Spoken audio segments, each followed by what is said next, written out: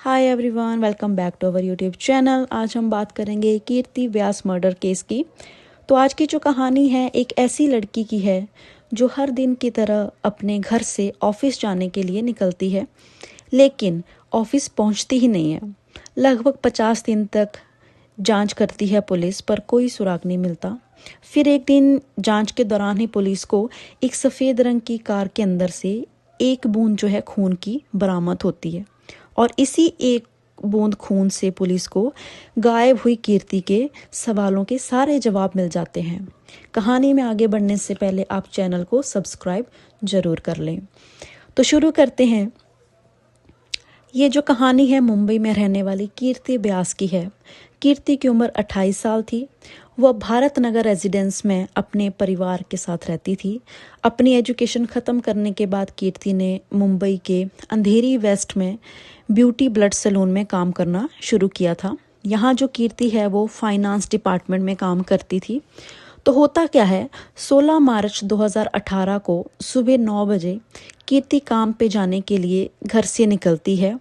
अपने दो दोस्तों के साथ घर से निकलती है। कीर्ति के घर वाले जो भी हैं, पेरेंट्स हैं, वो भी अपने अपने काम में व्यस्त हो जाते हैं। तो दिन में 11:30 बजे के करीब क्या होता है, जो कीर्ति की माँ है वो वाईफाई का पासवर्ड पूछने के लिए कॉल करती है कीर्ति को, क्योंकि जो कीर्ति है उसने पिछले दिन ही वाईफाई का पासवर्ड चेंज किया होता है। पर कई बार फ़ोन करने पर भी कीर्ति की माँ की कीर्ति से बात नहीं होती है, बिकॉज जो उसके फ़ोन है वो ऑफ आ रहे थे। कीर्ति के पास 2 फ़ोन थे और दोनों ही बंद आ रहे थे। शाम को जब कीर्ति के काम से आने का टाइम होता है पर वो घर आती नहीं है। जब टाइम ज़्यादा हो जाता है तो कीर्ति के जो फैमिली मेम्बर हैं, पेरेंट्स हैं, उनको टेंशन होती है कि अभी तक घर नहीं पहुंची है। तो वो कीर्ति के ऑफिस में कॉल करते हैं। बट ऑफिस में जब कॉल करते हैं तब उनको पता लगता है कि कीर्ति जो है वो आज ऑफिस आई ही नहीं है। अब ये सुन के उनकी टेंशन और बढ़ जाती है। तो वो कीर्ति के फ्रेंड्स को कॉल करते हैं, बट वहाँ से भी कुछ नहीं पता लगता है, और फिर वो पुलिस के पास जाते हैं। तो कीर्ति जो है वो 16 मार्च को अपने 2 फ्रेंड्स के साथ घर से निकली थी, जिनके नाम थे सिद्धेश दमनकर और खुशी सहजवानी। तो कीर्ति इनके साथ इनकी गाड़ी में बैठ के ऑफिस के लिए निकलती है घर से लगभग 9 बजे। ये दोनों पुलिस को बताते हैं कि गायब होने वाले दिन कीर्ति उनके साथ ही कार में थी। ऑफिस जा रहे थे सारे, बट जो कीर्ति है उसने रास्ते में कहा कि उसको ग्रैंड रोड स्टेशन पे ही उतार दिया जाए। वहाँ उसने किसी से मिलना था और फिर वो खुद ही ट्रेन पकड़ के ऑफिस आ जाएगी। तो फिर पुलिस सीसीटीवी देखती है तो वैसा ही उनको दिखता है कि जो कीर्ति है वो 16 मार्च को 9 बजे सिद्धेश और खुशी के साथ उनकी गाड़ी में बैठ रही है और ऑफिस के लिए जा रही है। तो पुलिस जो है इन दोनों को 16 मार्च 2018 वाले दिन की एक एक बात बताने के लिए कहती है। अब ये दोनों दोस्त जो खुशी और सिद्धेश थे पुलिस को सारी बातें बताते हैं, पुलिस की सारी हेल्प करते हैं। बट जो लोग हैं उनको इन दोनों पे शक होने लग जाता है। बट पुलिस की इंक्वायरी में इनके खिलाफ कुछ नहीं मिलता है और ये निर्दोष पाए जाते हैं। इतना ही नहीं, ये जो दोनों होते हैं खुशी और सिद्धेश, ये फेसबुक और ट्विटर के ऊपर कीर्ति को ढूंढने के लिए कैंपेन चलाते हैं। अब दिन बीतते जा रहे थे पर कीर्ति का जो है कोई पता नहीं लग रहा था।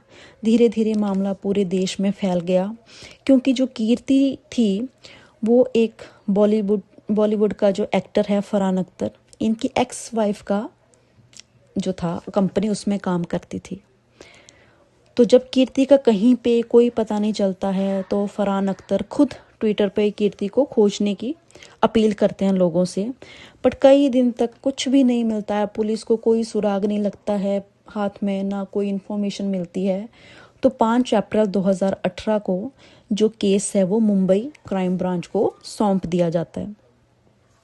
एक बार फिर कीर्ति से जो जुड़े सभी के सभी लोग थे, वो जो सस्पेक्ट थे, उनको पूछताछ के लिए बुलाया जाता है पुलिस ऑफिस में।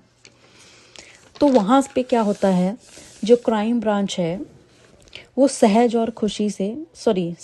और खुशी उनको सस्पेक्ट मानती है। ये दोनों जो हैं वो वही बात बताते हैं कि कीर्ति को लेकर ऑफिस की तरफ जा रहे थे, तो रास्ते में कीर्ति उतर गई ग्रैंड रोड स्टेशन के पास, उसने वहाँ पे किसी को मिलना था, ऐसे ऐसे बताते हैं। पर जो पहले वाली पुलिस ने जांच की थी उसमें सीसीटीवी की चेकिंग नहीं की गई थी। जो क्राइम ब्रांच होती है उसकी एक टीम जाती है ग्रैंड रोड स्टेशन के ऊपर और वहाँ के आसपास के जो सीसीटीवी होते हैं उनकी जांच करना जो है शुरू कर देती है। साथ ही साथ जो खुशी और सिद्धेश होते हैं इनके भी फ़ोन चेक किए जाते हैं, इनकी गाड़ी के अंदर भी जो सीसीटीवी कैमरा होता है उसको चेक किया जाता है। पर कहीं पे भी ये नहीं दिखता कि जो कीर्ति है वो ग्रैंड रोड स्टेशन पे उतरती है या इन दोनों की जो गाड़ी है वो ग्रैंड रोड स्टेशन पे दिखती है। तब खुशी से पूछा जाता है कि तुमने बताया कीर्ति तो ग्रैंड रोड स्टेशन पे उतरी थी, पर सीसीटीवी में तो कहीं दिख ही नहीं रहा है। तब दोनों क्या बोलते हैं कि पहले तो कीर्ति ने हमें बोला कि मुझे वहाँ पे ड्रॉप कर दो, बट बाद में कीर्ति खुद ही नवजीवन सोसाइटी पे उतरने को बोलती है, तो हमने उसको वहाँ पे उतार दिया था। अब जब ये दोनों अपना जो बयान है चेंज करते हैं बार बार, तब पुलिस को इन दोनों पे शक होना शुरू हो जाता है और पुलिस जो है इनके ऊपर नज़र रखना शुरू कर देती है। साथ ही साथ फ़ोन की भी इनकी जांच शुरू हो जाती है और दोनों जो हैं आज़ाद घूमते रहते हैं।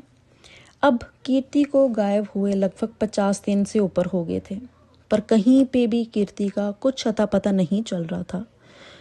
तभी जो पुलिस है उसको फोरेंसिक रिपोर्ट मिलती है और पूरा के पूरा मामला ही बदल जाता है, क्योंकि जिस कार से कीर्ति सिद्धेश और खुशी के साथ ऑफिस के लिए निकली थी उस कार को तो पुलिस ने पहले दिन ही फोरेंसिक के लिए भेज दिया था। और जब फोरेंसिक की रिपोर्ट आती है तो ये पता लगता है कि जो कार की डिक्की थी उसमें से खून की एक बूंद बरामद हुई है और इस खून की बूंद का जो डीएनए है वो कीर्ति के पेरेंट्स के साथ मैच किया जाता है। अब कार में वो एक बूंद कीर्ति के खून की जो थी वो उसके पेरेंट्स से मैच होगी, डीएनए मैच हो जाता है। अब पुलिस जो है वो खुशी और सिद्धेश को हिरासत में लेती है और इनसे सख्ती से पूछताछ करना शुरू कर देती है। शुरू में तो दोनों नहीं मानते हैं, दोनों सेम अपने बयान पे अड़ जाते हैं कि हमने उसको यहाँ पे उतारा, यहाँ पे उतारा। पर पुलिस की सख्ती पर दोनों टूट जाते हैं और जो सच है वो बता देते हैं। तो असलियत में होता क्या है, जिस कंपनी में ये काम करते होते हैं वहाँ कीर्ति फाइनेंस मैनेजर की पोस्ट पे काम कर रही होती थी और जो खुशी है वो उसकी जूनियर थी और जो सिद्धेश है वो अकाउंट एग्जीक्यूटिव की पोस्ट पे काम करता था। सिद्धेश जो था काफ़ी टाइम से यहाँ पे काम कर रहा था, पर लास्ट कुछ टाइम से जो है इसका जो टारगेट है वो पूरा नहीं हो पा रहा था, मीन्स कि वो अपना टारगेट अचीव नहीं कर पा रहा था और साथ ही साथ जो था इसके काम में भी गड़बड़ी आ रही थी। तो इस पे कीर्ति सिद्धेश को नोटिस दे देती है कि 16 मार्च 2018 तक उसको जो है वो अपनी परफॉर्मेंस सुधारनी होगी, नहीं तो उसकी जॉब जो है वो चली जाएगी। अब इस बात का जो सिद्धेश है वो खुशी को बताता है। अब जो सिद्धेश है उसकी उम्र 28 साल थी और जो खुशी है वो 42 साल की होती है। खुशी ऑलरेडी मैरिड होती है, बट ऑफिस में जो है खुशी का सिद्धेश के साथ रिलेशनशिप होता है। अब जब कीर्ति ने सिद्धेश को बोल दिया कि तेरे को नोटिस मिल गया, तेरी जॉब भी जा सकती है, तो खुशी को डर लगने लगता है कि सिद्धेश को जॉब से ना निकाल दिया जाए, क्योंकि उसकी जो परफॉर्मेंस थी सिद्धेश की वो मार्च में भी इम्प्रूव नहीं हो रही थी। तो सिद्धेश की जॉब बचाने के लिए वो दोनों कीर्ति को कॉल करते हैं 16 मार्च वाले दिन कि आज तुम हमारे साथ ही हमारी कार में ऑफिस चलो। तो कीर्ति को कुछ पता नहीं होता है कि मेरे साथ ऐसे करेंगे, तो कीर्ति भी इनकी इको स्पोर्ट्स जो कार होती है उसमें बैठ जाती है और ये दोनों जो हैं वो गाड़ी को किसी सुनसान रास्ते पे ले जाते हैं। रास्ते में बोलते बोलते सिद्धेश को आता है तो ये बोलते हैं कि सिद्धेश को जॉब से ना निकाला जाए, पर कीर्ति ये बोलती है कि जो भी डिसीजन होगा वो तो ऑफिस की जो मीटिंग है उसी में लिया जाएगा, मैं कुछ नहीं कर सकती हूँ, मीटिंग में ही देखा जाएगा जो होगा। अब ये दोनों कार में ही लड़ना शुरू कर देते हैं। तो जो सिद्धेश है वो दुपट्टे से कीर्ति का गला घोंट देता है और देर तक गला जो है वो दबाने से कीर्ति की कार में ही मौत हो जाती है। अब ये दोनों लाश को ठिकाने लगाने में लग जाते हैं और सब नॉर्मल लगे इसके लिए जो कार के शीशे हैं उनको सनरूफ से ढक देते हैं। तो कीर्ति की लाश है वो गाड़ी के अंदर ही छोड़ देते हैं और खुद ऑफिस चले जाते हैं। और ऑफिस के बाद क्या करते हैं, गाड़ी के अंदर आते हैं और कीर्ति की जो बॉडी होती है उसको 3 टुकड़ों में काट देते हैं और उन बॉडी के पार्ट्स को अलग अलग जगह पे फेंक देते हैं और फिर कार वॉशिंग सेंटर में अपनी कार को अच्छे से साफ कराते हैं और यहाँ से डायरेक्ट कीर्ति के घर चले जाते हैं और उसको ढूंढने का नाटक करने लगते हैं ताकि किसी को उनके ऊपर शक ना हो। और दोनों ऑनलाइन कैंपेन भी चलाते हैं और पुलिस के पास खुद ही चले जाते हैं। बट किस्मत देखो, जो कार वॉशिंग वाला होता है उसने कार की डिक्की को अच्छे से साफ नहीं किया था, तो जो कीर्ति के ब्लड की जो बूंद है वो डिक्की में ही रह जाती है और इसी एक बूंद से जो है वो पूरे मामले का खुलासा हो जाता है। तो दोनों के ऊपर, दमन जो था, सिद्धेश तमनकर और जो खुशी थी, उन दोनों के ऊपर किडनैपिंग का, मर्डर का, पुलिस को गुमराह करने का जो है वो केस दर्ज हो जाता है। फिलहाल अगर देखा जाए तो जो खुशी है उसको बेल मिल गई है, वो बेल पे बाहर है, पर जो सिद्धेश है वो अभी भी जेल के अंदर है। वहीं पे कीर्ति का जो शव है उसके जो टुकड़े हैं आज तक पुलिस को नहीं मिले हैं।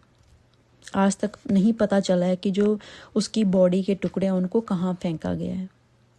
तो फ्रेंड्स, इस केस के बारे में आपके क्या विचार हैं हमें कमेंट में ज़रूर बताएं। And if you like the video, so please like, share and subscribe our channel. Thank you. Bye bye.